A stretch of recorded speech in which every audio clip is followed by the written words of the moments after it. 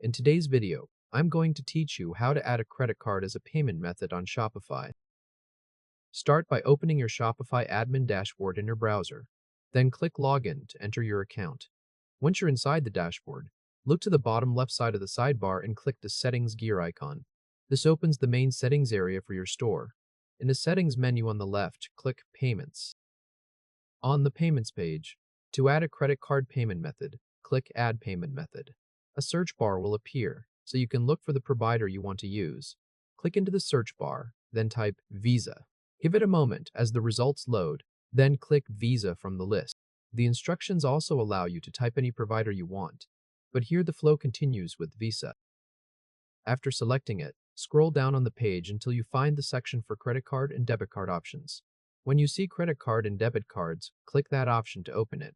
This takes you to the provider setup screen. At the top right, click Install. A new window will appear. In that window, click Install on Onerway, since this is the provider needed for the Visa setup in these steps.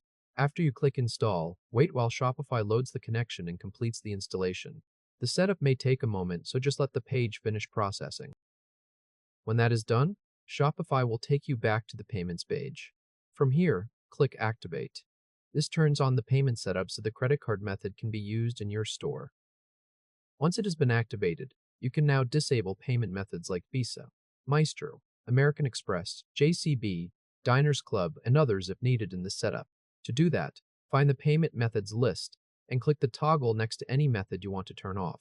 Each toggle controls whether that payment type is enabled or disabled.